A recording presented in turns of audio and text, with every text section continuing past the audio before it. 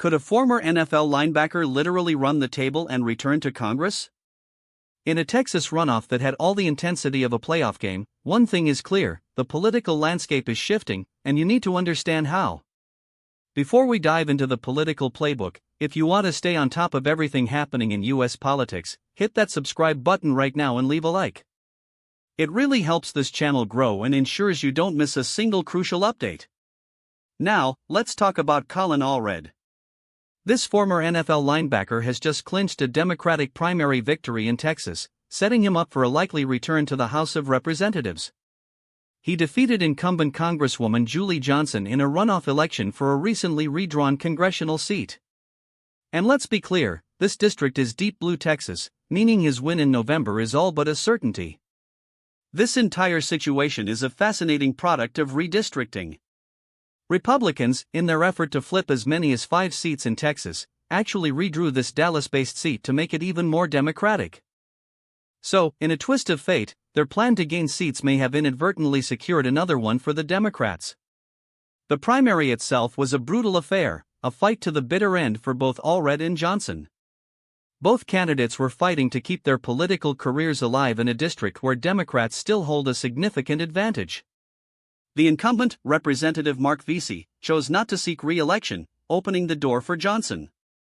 Now, here's where it gets really interesting. Johnson is a freshman lawmaker who succeeded Allred in Congress. How?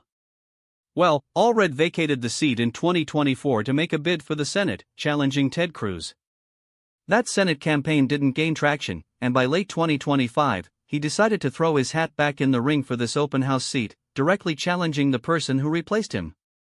It's a political game of musical chairs, and the stakes are incredibly high. Adding another layer to this already complex narrative is the endorsement that Allred received. In the final months of the Senate primary, Allred endorsed Congresswoman Jasmine Crockett. This endorsement came after a rather explosive accusation Allred made against State Representative James Tallarico, who was Crockett's opponent. Allred claimed Tallarico made a racist remark about him during a private phone call with a party activist. Tallarico, who ended up being the Democratic Party's nominee for the Senate, vehemently denied this, stating his private remarks were about Allred's campaign style, not his race. He specifically denied calling Allred a mediocre black man. This is a serious accusation, and it clearly played a role in the political alliances formed. Crockett, for her part, endorsed Allred in April and even campaigned with him. Meanwhile, Tallarico threw his support behind Johnson, Allred's opponent. So, who else was backing these candidates? Johnson had a formidable list of supporters, including House Democratic leadership, the Planned Parenthood Action Fund, the powerful pro-abortion group Emily's List, and even the U.S. Chamber of Commerce. These are influential groups, and their backing certainly signaled Johnson's strong ties within the party establishment. However, Allred had his own advantages. His previous statewide runs gave him significant name recognition, a huge asset in any election. And crucially, he had a substantial fundraising advantage. This financial muscle likely played a key role in his ability to out-campaign Johnson. He emerged as the top vote-getter in the March primary, leading Johnson by a respectable 11-point margin. But, as we saw, he didn't quite cross the 50 threshold, forcing this runoff election. What does this mean for Congress? Allred's return to the House signifies a net gain for Democrats in a state that is increasingly competitive. While Texas Republicans redrew the map with the intention of gaining seats, this outcome shows that even in carefully crafted districts, strong Democratic candidates with strategic endorsements can still prevail. It also highlights the internal dynamics of the Democratic Party, with key figures like Jasmine Crockett wielding significant influence in shaping primary outcomes.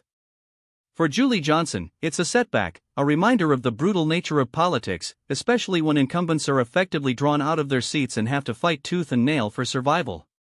The consequences of this election extend beyond Texas. It's a data point for both parties as they strategize for the upcoming general election and beyond. It's a reminder that unexpected alliances and past political endeavors can have a profound impact on future elections. So, what do you think about this? Did the redistricting backfire on the Republicans, or is this just a temporary bump? And how much did Jasmine Crockett's endorsement truly sway this election? Drop your opinion in the comments below. I read every single one. Colin Allred is on track to return to the House of Representatives, and the political currents in Texas have just been dramatically altered. Stay tuned, because this is just the beginning of what promises to be a very interesting political cycle.